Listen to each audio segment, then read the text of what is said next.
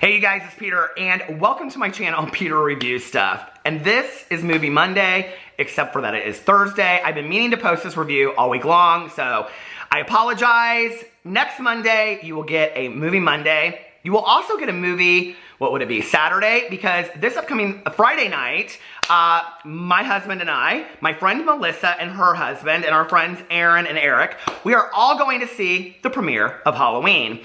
And my friend Melissa, if you guys have seen her in my vlogs or other videos, she is the world's biggest Halloween fanatic. She's met Jamie Lee Curtis on several occasions. She has poster signed. She literally has masks from every movie that has been signed by the people that played Michael Myers himself. And she just got back from the Halloween convention in Pasadena, California. So she is very, very excited. She bought stuff for all of us to wear to the premiere, so I'm really excited about that. We have watched all the Halloween movies, yes, even Halloween 3, which is the Season of the Witch, which has nothing to do with the rest of the whole series. Apparently, Halloween, the new one, picks up at the very end of Halloween 1 that came out in what, like 1970-something, the original with Jamie Lee Curtis.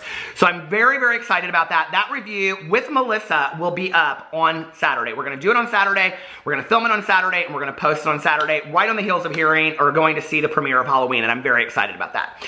But today is not about that. Today is about the movie Bad Times at the Royale, which Alex and I, my husband, we went to go see last Sunday. We are loving going to see movies every Sunday night, and it's fun to kind of pick something. And so I had been in a live stream, I think it was on Friday or Saturday, and I was asking people, like, what movie should we go see? We were either going to go see this or Venom. My husband loves kind of like the whole Marvel comics, all that kind of stuff, so he really wanted to see Venom, which we probably still will. We were going to go see The Nun, which has been out for so long that it now only has one showing at 6 p.m., and it was past that time. So we decided to go see Bad Times at the Royale, and I am very, very thankful that I did. Prior to this review, I have been giving movies like a scale of 1 to 5. From now on, I'm going to do a percentage rank on 100 being perfect score and 0 being failure. So grab your popcorn. Here, I have kept this popcorn. Oh, it still tastes so good. I have saved this popcorn since Sunday night. I'm going to use my new Starbucks cup that I got. Walmart, not sponsored. Okay, so let's get into this movie. This movie, I'm going to have popcorn in my mouth for the rest of this review. This movie was so all over the place that I don't even know that I can explain it on my own. You know what I mean? Like, it's not like you can explain Michael Myers and Halloween and say, 40 years ago, Michael Myers, you know, killed how many people? 3 or whatever. And I wish I had you all alone, just the two of us. I, for so long, thought that that was Annie that sang it, but it's actually Laurie Strode. Okay, Laurie Strode from Halloween. So I'm just going to go in here and I'm going to read the Rotten Tomatoes from the Flickster app. If you don't have the Flickster app, it's fantastic. I'm going to go in here and just read for you the info on the movie. The movie currently has, the movie currently has on Rotten Tomatoes, the tomato meter gave it 72%, which is really high on Rotten Tomatoes, and the audience gave it 76%. So the audience gave it a little bit higher. I'm going to have to stop eating popcorn at the beginning of these videos, or it's just going to be too much throughout the video. 76. I will tell you what my rating is at the end of the video. You're going to have to wait. Okay. The movie info. The El Royale is rundown hotel that sits on the border between California and Nevada. It soon becomes a seedy battleground when 7 strangers, a cleric, a soul singer, a traveling salesman, 2 sisters, the manager, and the mysterious Billy Lee converge on a fateful night for one last shot at redemption before everything goes wrong.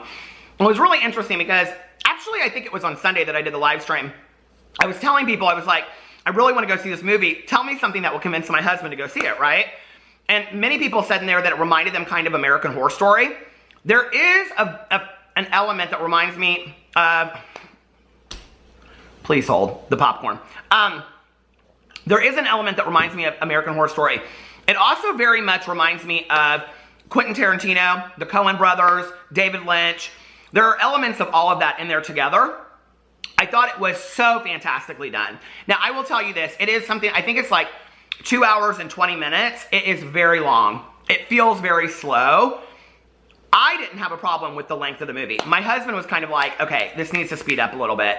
The thing is, the movie needs to build at that rate, because if it doesn't, it would seem too fast. So what happens is all these people check in, right? So I want to go in here and talk a little bit about the cast. The guy that plays, his name is Louis Pullman, who plays Miles, the guy that kind of like runs the hotel, is so fantastic, okay? The ensemble cast that makes up the bad times of the El Royale are so fantastic together. They are so good. Actually, the only person that I really could care less for in the whole movie was Chris Hemsworth. Is that who? I think that's who it was that played the guy at the end. Yeah, Chris Hemsworth. I just like, if you've seen the movie, Chris Hemsworth plays kind of like this cult leader, I don't know, very suave kind of guy that always has his shirt undone. And it really reminded me of a bad rendition of Brad Pitt and Thelma and Louise, which, like, that role can never be redone. But if Brad Pitt could redo his role in Thelma and Louise, it would have been perfect for this movie. It just didn't seem authentic to me. I don't think that Chris Hemsworth was the greatest person to be cast in this. The fact that some people, other than Jeff Bridges and other people, most of the cast were people that we don't see in 20 movies a year. We don't hear about, in social media and stuff like that. I thought they were fantastic choices for that. So it's about these 7 people, and they all go in there, and they all have different reasons for checking into this hotel, right? And you don't really know why. The whole thing starts off with something that occurs like 10 years before, I think. And so you see this, and it's kind of the setup, right, of this whole, like, thing. And then you get there, and the whole thing starts off with Jeff Bridges, and I want to make sure I get her name right, Cynthia, what is it? Cynthia Erivo. Cynthia Erivo, okay, she plays the soul singer in this movie. She is, hands down, she will win an Oscar for this movie. I don't know for what, supporting actress. She is, oh God, I'm chills just even thinking about her. She is such a standout performance in this, in this role. I think she actually has been nominated for, where does it say here that she was in, there was another movie. But anyway, she is so fantastic. And her role, like, she sticks to herself, but the complexity of it changes over time throughout the movie. Jeff Bridges, it plays a priest, kind of. He is fantastic in the movie too. And, to see an older actor like Jeff Bridges come in and play such a powerful role is just like, I don't know. Jeff Bridges for me is somebody that I'm always rooting for in a movie. So to see him in this role was fantastic.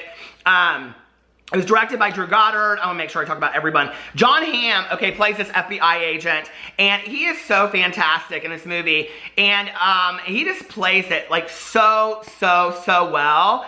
Oh shoot, I just went out of it. Now I'm in Fandango. Hold on a second, box office. Okay, Dakota Johnson plays this older sister. She checks in and she's like a hippie, and she is so cool in the whole thing. But this is the thing about the whole movie, is that everybody, all the characters, like, they change over time, and you see their true core come out. And really, when it talks about, like, their last chance at redemption, that is really what this movie is about. And there's humorous parts in the movie, but it's very dark in parts too. But it's so well done that you literally, like, you can't stop watching it. At one point, there was this guy sitting behind us, and I thought that he was, like, getting up to leave, and I turned around and I looked, and he literally was, like, sitting, like, hi. He was literally, like, sitting like this, like, watching it, and I was like, it is that intriguing. The cinematography of it is absolutely beautiful. One of the hilarious things is that it actually does sit on the border, this hotel, of Nevada and California. So when they check in, they're allowed to pick which side they want to be on. Do you want to be on the Nevada side or the California side? And there's some jokes about that are hilarious. The scenery, the cinematography is gorgeous. Everything about it is incredible. I walked away from this movie and I was like, I am really happy that I went and saw this movie. I think, like, my husband loved it, but I loved it so much more because I do love those, I love David Lynch. I wouldn't say it's as dark as David Lynch. There's a lot of humor in it, but the humor isn't so dark and confusing. There are pieces of it that feel like it's Quentin Tarantino-ish to me, but it's done in a completely different way. It's kind of like, you can tell the influences of this director, but from a, I would say, like, a newer voice, and it's so done fantastically. And I'm saying that, you guys will probably say, yeah, he's been nominated for 5,000 things already. Is it? He's done a lot of TV, it says on here. Oh my God, and he produced Cabin at the End of the Woods, Cloverfield. Cabin at the End of the Woods, I didn't even know that was made into a movie, and I just finished that book this week. Oh my God. So anyway, yeah, you guys should definitely go check this movie out. Like I said, Cynthia Erivo, I think that's her name. Cynthia Erivo, she is like mind-blowing in this movie. She is fantastic.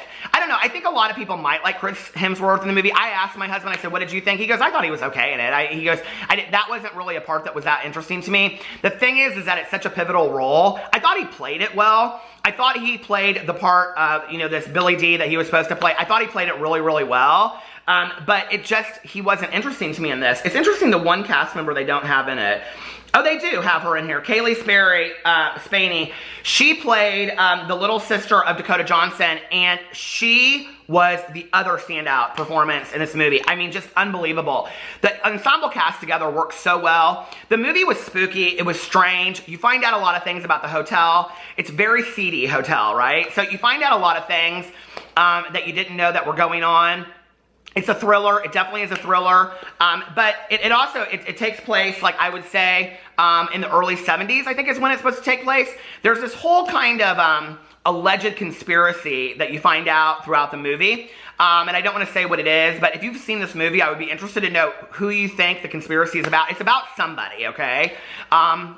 With somebody else. And I said to my husband, I actually talked about this on my vlog. I said to my husband afterwards, I said, do you think it was supposed to be so-and-so? He goes, why did you think that? And I go, well, it would have fit with the time period, and they also say that this person's dead now in the movie, so I don't know, it would have been interesting, you know, I don't know. Let me know what you think in the comment section below if you've seen that movie. I did not think it was an A+. I thought there were some things I would have liked to have seen differently. I would have liked to have seen it paced just a little bit faster. I didn't think that it needed to be 2 hours and 20 minutes long. That being said, I've watched a lot of movies where I'm like, seriously, that movie was so long. It didn't have that feeling to me. It felt like everything that was in it was there for a reason.